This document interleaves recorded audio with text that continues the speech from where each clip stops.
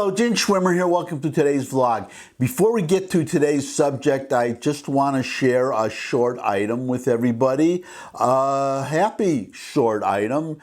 America's oldest World War II veteran receives flyover for 111th birthday.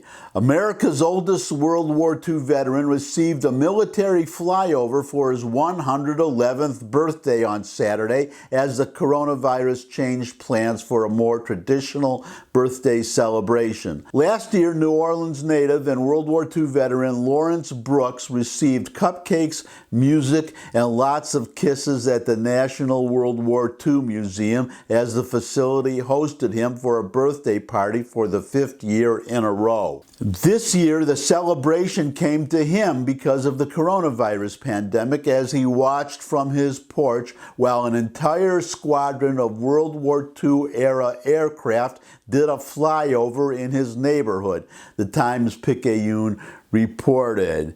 Well, I can say that I would be happy to have a story like that written about me someday. Obviously, it won't be my being a World War II veteran, because I'm not, but an article. In fact, you don't even need the article. I would just like to be 111 and look as good as Larry, or I'll say Lawrence Brooks does. He looks pretty good.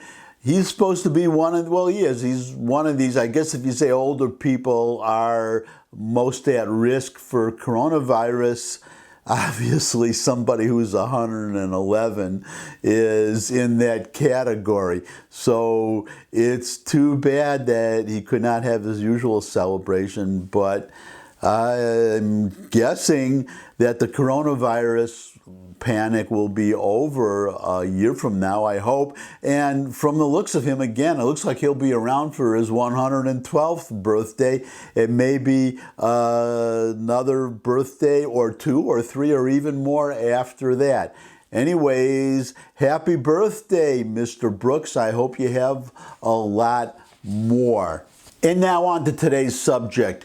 I'm going to give you a headline in a second for an article, but it's the launching pad for a larger point that I want to make, something that I find very distressing based on this article and others that I have read. I'm going to get to those too, but mainly it's this one article. Here's the headline. Pennsylvania cops shoot dead man for charging at officer with a huge blade as protests erupt outside precinct in support of the knifeman who stabbed 4 people last year, including a teenager. Ricardo Munez, 27, was shot dead by an officer after he charged at him while brandishing a knife above his head. The officer was responding to a domestic disturbance call in Lancaster, Pennsylvania. By the way, a little aside, that was the circumstance of the Jacob Blake shooting also. The police responding to a domestic disturbance call. But back to the article. Body cam footage shows him emerging from a house as an officer arrives on the scene. He then charged at the officer before he was shot dead. Yesterday's shooting sparked protests where dozens gathered outside the Lancaster police headquarters and bashed in the windows of police cars. So we're not talking about a protest, we're actually talking about violence. We're talking about another riot. Munez, and by the way, I may be pronouncing that name wrong. If I am, so be it. I'm not going to look up the pronunciation of somebody who was trying to kill a police officer, so just bear with me here. Munez was awaiting trial for stabbing and seriously injuring 4 other people, including a 16-year-old boy last year. Police responding to that incident found him outside a home where he held a knife to his throat. He then jumped over a handrail and police used a stun gun on him before taking him into custody. Here is the body cam footage. Well, actually, here first is a screenshot from the footage where you can clearly see that he is charging at this officer with a knife held over his head. But here's the body cam footage. I guess I should give you the warning, disturbing image coming up. It's the body cam footage. Here is the video. I'm just going to show you the little part where he attacks the police officer. So watch.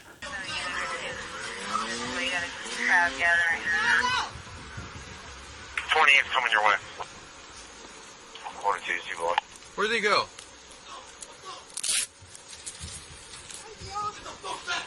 Get back, get back.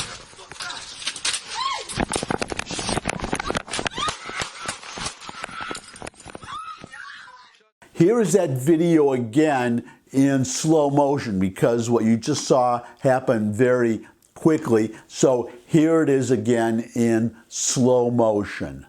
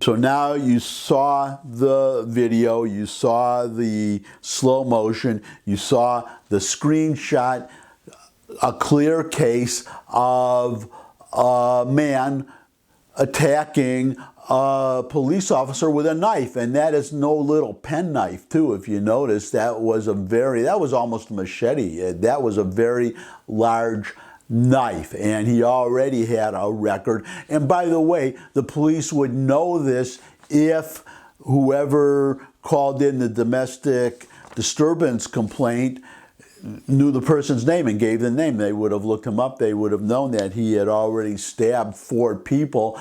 Why the heck is he out on the street? That's my question, but that's another issue too. What I want to talk about today is that there were, well, the headline says protests, but when you're bashing in police car windows, to me that is a little bit more than a protest. Anyways, that is what happened after this incident where an officer was clearly defending himself, and they went out and rioted, which immediately reminded me of an article I had read earlier where another black man was shot, and there was rioting immediately after the shooting was reported. Now, what was unique about that shooting was the man shot himself. He committed suicide. They went out and rioted. And getting back to this incident in Lancaster, the body cam footage was released before the protests, which brings me to my point about these Black Lives Matter thugs. They can say Black Lives Matter. That is just a canard, a red herring to hide behind. They are actually a very violent Marxist group. I am also going to say that not all of these quote-unquote protesters at Lancaster were members of Black Lives Matter. The point I'm making is that, or it's actually a question, is this the future now? Every time a police officer shoots, or at least a white police officer shoots a black person, is there going to be a riot and protests regardless of what the facts are, regardless if the officer is defending himself and being attacked by a guy with a knife. We have these people resisting arrest, not obeying police officers, and actually attacking police officers because Jacob Blake wrestled with two police officers before he went around the front of his car, reached in for a knife, and was shot. But it doesn't matter to a lot of people, to these people. They are just anarchists, or, well, anarchist actually would not be the right word, nihilists. People without any moral sense. People who just riot without even looking at the facts. And it looks like this may be our future, that there's going, because there are how many thousands of encounters, I think tens of thousands, maybe more, encounters between the police and black people every year.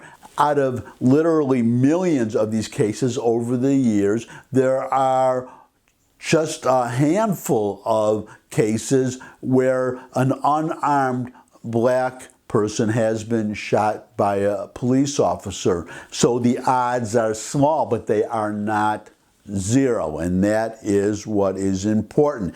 Simply because of the sheer number of encounters between the police and black people every year, never mind every year, every month, every week, every day between the police and black people, no matter how well you train the police, no matter how much you train them, no matter what kind of training you give them, it's inevitable that black people, in some cases, will be shot by the police. It's inevitable, apparently, from what we're seeing these days, that there will be future riots, that people will go out and burn down and loot their own neighborhoods, which is really sad, but that they will, well, not always their own neighborhoods, because we have now professional rioters that are coming in from outside, that travel around the country,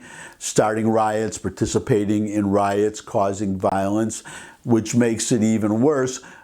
All I'm saying, though, is that if the current trend continues, then you're going to have riots every time a black person is shot by a police officer. Every time a black person is shot by a police officer, regardless of the circumstances, without looking at the facts, or even after getting the facts. Remember, Lancaster, the body cam footage was released. So either they didn't bother to wait for the footage, did not look at the footage, or they looked at the footage and it made no difference to them. I am really sorry to have to say this to everybody, but the facts are facts, and I'm afraid my prediction will come true. It's just sad.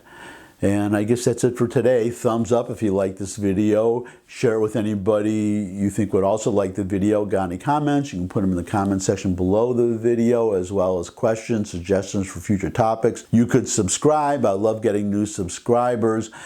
And thank you for spending some of your time with me. I really appreciate it. I appreciate it so much that I hope I'll see all of you again. I look forward to seeing all of you again. And until I do see all of you again, bye.